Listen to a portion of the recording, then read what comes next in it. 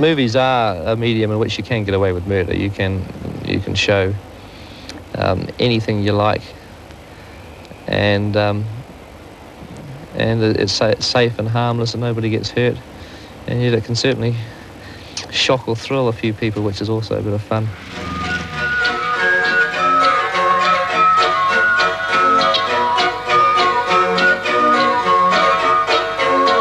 Audiences worldwide are being shocked and delighted by the good, bad taste of this backyard New Zealand feature film, brainchild of the gentle 25-year-old Peter Jackson. I mean, I'm definitely not a violent person myself. I'd never want to experience half the stuff that goes on in Bad Taste.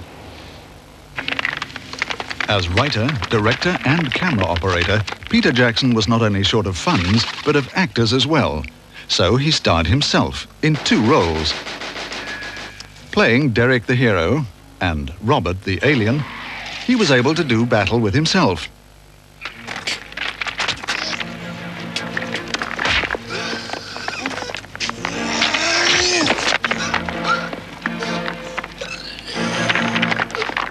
He both won and lost. But a film of this magnitude required a dedicated team, unpaid crew and actors to slave weekends and after work for 4 years. Peter enlisted the help of workmates and old school friends.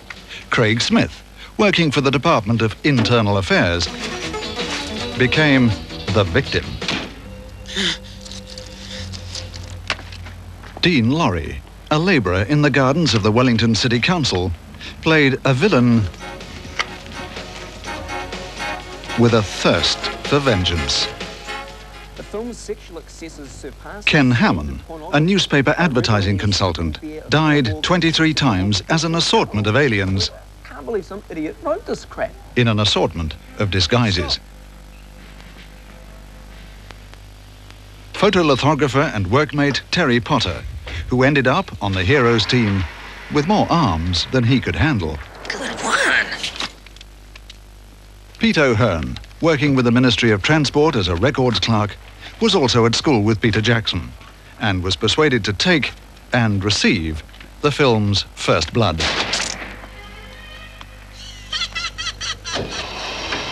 And Mike Minette, another photolithographer from Peter's days when they all worked together on the same daily paper, completed the team of dedicated friends and amongst the heroes became leader of the pack.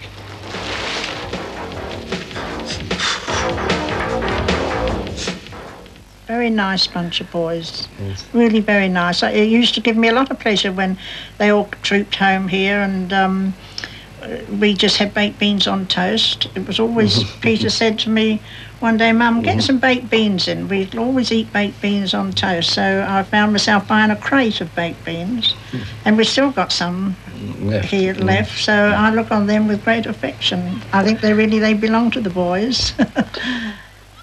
Peter Jackson was born and raised on the coast just north of Wellington, where he attended the local primary school.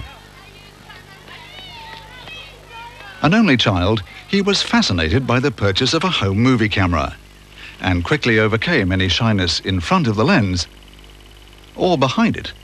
Well, he took control of our camera as soon as we got it, our first little movie camera, and he could make better use of it than what we could at his young age. We're 8mm and He used to turn, we would only film people walking towards us or something like that, but Peter used to have other ideas and he would have them swinging round and doing all sorts of things. They'd just got it for Christmas. Somebody gave them a camera, and I immediately grabbed it and managed to get a roll of film from somewhere. I was about 8 years old, and I got a bunch of my mates and we dug a big hole in the end of the garden and got a lot of World War II uniforms and ran around acting out something like out of a war comic full of action and high drama. His first special effect, sticking pinholes in the celluloid for gunshots. Special effects and action are at the heart of his filmmaking and were as much a part of this second World War II epic as they are of Bad Taste. And for Peter Jackson, it's always been a matter of doing it himself. This was the very first monster that I ever made. this little character here, he's like sort of a crazy hunchback rat. And I can't remember exactly when it was. He's made of rolled up newspaper. I guess if we undid all that, we could find a date on it. This later monster was created for a film submitted for a local television competition, encouraging younger children in filmmaking. But at that stage, he won no prizes. The Valley is an attempt by me to really duplicate the Sinbad type of movies, because they were done by an animator called Ray Harryhausen, who used to have these amazing monsters, and I really used to love that stuff when I was a kid. I should say special effects. That was his forte. A stop motion animation, as you've seen on some of the earlier shots, he believed a lot in that. Yes, he was very clever doing anything like that, and had oodles of patience.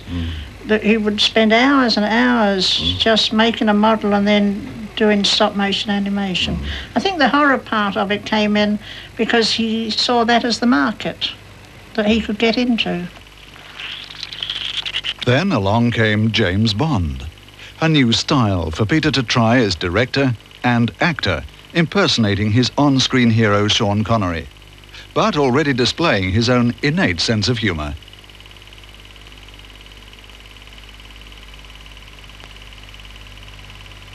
But many of these early films were never completed. Yeah, losing interest was a major problem earlier on, because I had so many different ideas that I'd sort of start shooting something and I wouldn't be particularly pleased with the results. I realised that I didn't have the money that I needed or the expertise, and it was really, I was thinking of ideas that were Hollywood, big budget films, and I had a little Super 8 camera that couldn't shoot sound, and I was trying to do animation when I didn't have a single frame control. I just had to press the trigger for a short burst and get 2 or 3 frames. It was jerky, and I'd be quite disappointed with the results and sort of forget about that particular little movie and move on to something else. But now, having left school and working as a trainee lithographer, Peter is able to meet some costs and aims for a new dimension. I had this idea of shooting a CinemaScope film because I love the shape of the CinemaScope screen, so I sent over to England and got a little lens that you can put on the front of your camera and your projector, and you can make movies in full CinemaScope. So we worked for about a year on this vampire movie, which never got finished again, although, you know, over an hour of it was shot. And even seeing it now on the screen is quite amazing with the this huge letterbox-shaped CinemaScope screen. It's quite an effective little film. In 1983, Peter buys a second-hand camera capable of professional results. The old 8mm is returned to Mum and Dad, and work is begun at once on a 10-minute film which 4 years later will become the feature Bad Taste. 90% of Bad Taste was shot on a Bolex. They're very, very basic. You put the film in this side, and then it's like a spring-loaded motor. You've got to wind it up, and it gives you about 30 seconds worth of shooting. They're nice and light, and you can do a lot of camera moves with them. I mean, you know, and it looks fine on the screen too. He had the camera and his friends to assist him, but camera gear had to be made by hand. Tracks, a dolly, and although requiring some effort in getting to locations, particularly cliff tops, a camera crane. Sort of the whole thing was knocked together out of aluminium and put together a bit like a giant Meccano set. And the camera, this little lightweight Bolex again, was just mounted onto this bit on the end here. And of course, because of all this bloody metal, I couldn't look through the lens at all. And all the crane shots were done by pointing the camera in the general direction of the actors and just hoping for the best. But if you use a wide-angle lens, you usually get away with that sort of thing. But sometimes the camera must stay with the action. This is another bit of gear that I built for the film. It's called a Steadicam. And normally if you buy a proper one, they're about 40 or 50 grand, but this one cost $20. And it sort of works basically the same principle, where you can move the camera around, follow people while they're running, and get more or less steady shots, because it's a spring-loaded thing. Move around like this. So it'll come up and down, in and out. And we use it for quite a few little shots in Bad Taste, and it seemed to help a little bit.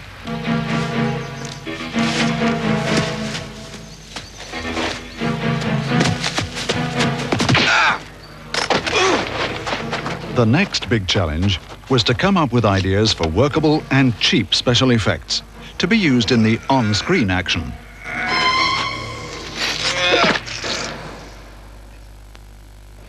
Well, the idea with most special effects, I reckon, is to keep them as simple as possible. And if you've got to have machete going to somebody's head, it's easier to have a real person's head in a fake machete. So you knock something together like this with a bit of cardboard and some ice cream sticks to keep the whole thing reasonably rigid.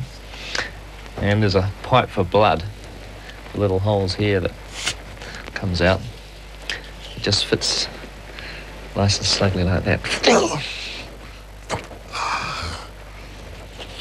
And we used quite a few simple little props like that. There's another one here actually with a mallet that had to be whacked against somebody's head, so just made a block of sponge and you can whack it as hard as you like.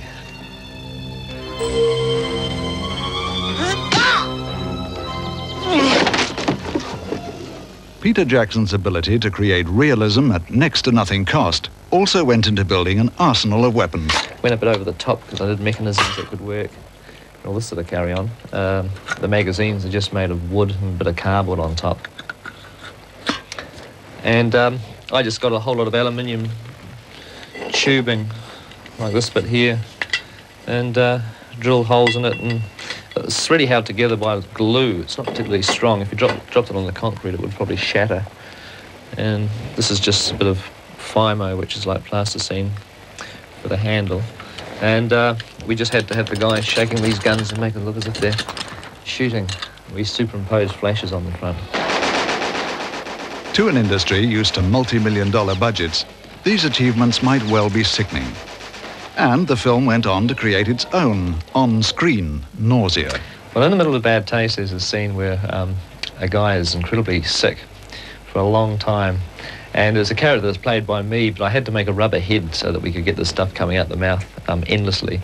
So the way that we did that was I got this bowl of a dental stuff called alginate, which they used to make molds of your teeth with, but I filled a great big bowl with it. And the stuff sets in about a minute, so I took a deep breath and stuck my head in the bowl and then pulled it out again, gasping for breath after a minute. And I poured plaster of Paris in to get this effect here. I had to have this expression on my face the whole time. And from this, I was able to make a plaster mold, negative mold. And we ended up with this, which is the head, and it's a puppet. The mouth goes, he's got a funnel in the back of his head so that the stuff can be poured down, the green guns can be poured through the funnel out the mouth and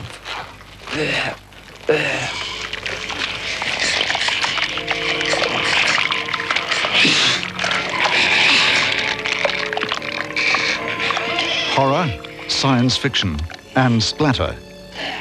The audience couldn't be sold short. We had to see the aliens in their true colours.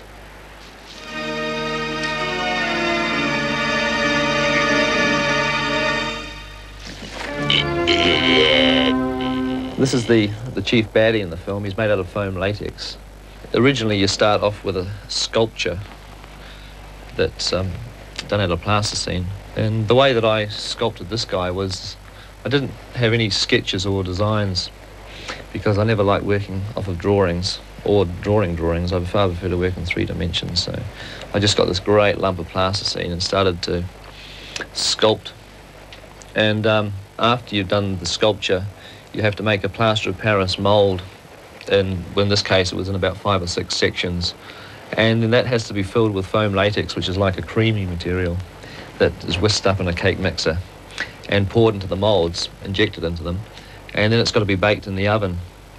And I had to use Mum's oven for this, and it's only a normal household size, so this head was, the size of this head was determined by the size of the oven, and I managed to get it so that it could just squeeze in with about ½ an inch to spare, which is why he's got quite a flat top on his head.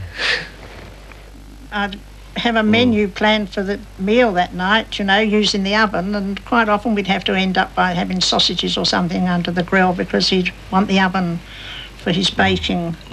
He used the oven a lot, and the whole kitchen actually used to take over to make his moulds. The latex moulds were laid over fiberglass, with wires to control the lips and give the appearance of speech. You three, kill them. The rest of you get The major location for the film was set inside and outside an old colonial homestead. Protected as an historic building, it was necessary for Peter's father to persuade his friends, the caretakers, that no harm would be done by the unlikely team. I was worried that when they first came in, and they had smoke bombs in the trees, that sort of thing, in the middle of summer, you begin to think what's going to happen. We checked up after every time when they've been here. And, all in all, I think they behaved themselves. And what about inside the house? No, if they touched anything, they always put it back again. There was no worries. We thought that it was just 3 or 4 occasions, I told Mrs. Steele. Yes, not 3 or 4 years. It was 30 or 40 occasions we went to Gear House, I imagine, before we finished. The screenplay required that one corner of the building be destroyed by rocket fire. So a location was chosen with a matching background. And the team changed hats from actors and film crew to chippies and proceeded to build an exact replica 5 meters high.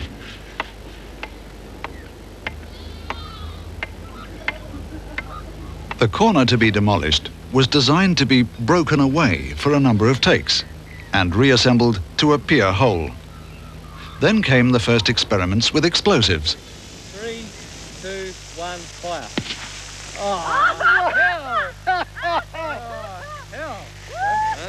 Yep. The missile was tested on a line.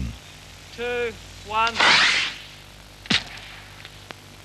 The rocket was all right. The blast didn't do a great deal. 3, 2, 1, fire.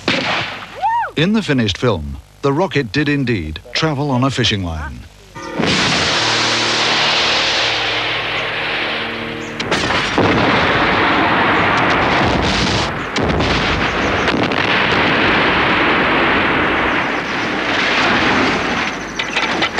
But the house also had to fly.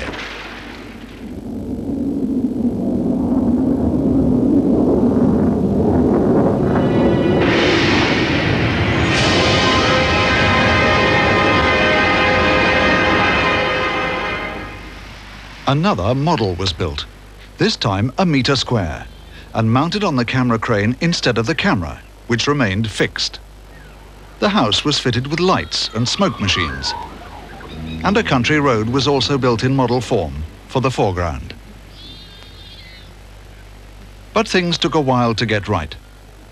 Sometimes there was too much smoke, and the wind was wrong.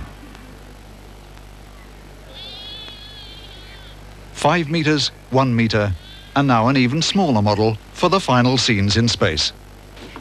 It was actually made out of old film boxes that I used to get from the National Film Unit, cardboard boxes. And we had a light shining inside here which provided the interior illumination. And this was sitting on a gramophone turntable, and we slowly spun it around. It's very lightweight. Bad Taste is Peter Jackson's 12th film. What began as a 10-minute short finished as a 90-minute feature. After 4 years of dedicated work and some professional help in putting the film together, Peter was convinced it could go commercial. It was to be screened publicly for the first time at the 1988 Cannes Film Festival.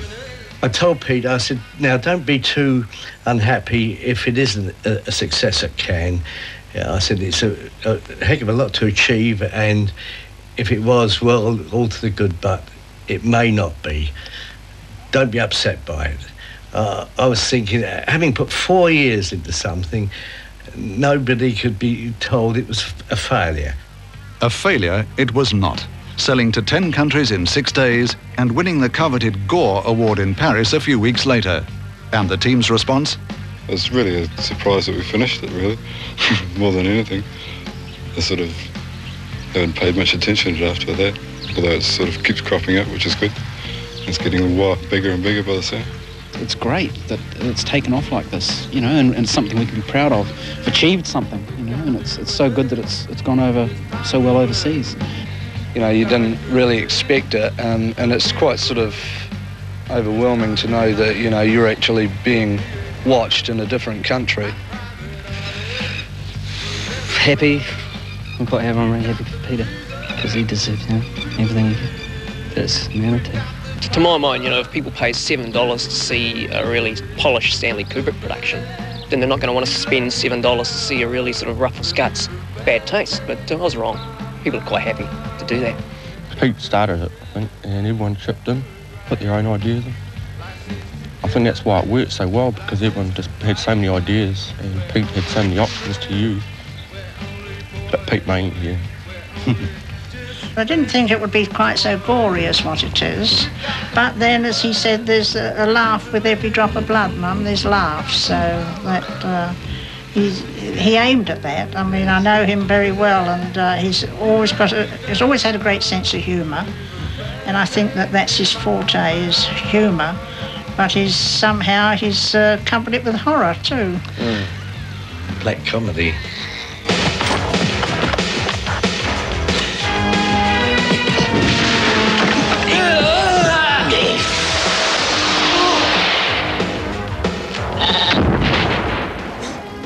The film has won international acclaim for its humour and originality, for an extraordinary individual talent, which began in childhood. Being an only child does make you more imaginative, I think, because you have to create your own games by yourself with whatever props come to hand. I mean, you know, matchbox toys and building blocks and that sort of carry on. You haven't got anybody else to bounce off, so you're creating it all in your own head all the time.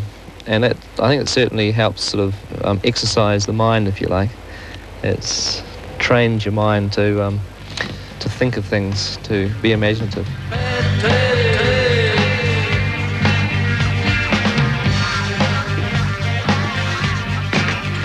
Bad Taste was made with great enthusiasm, but very little money. The world holds its breath for Peter Jackson's second feature and first fully professional film.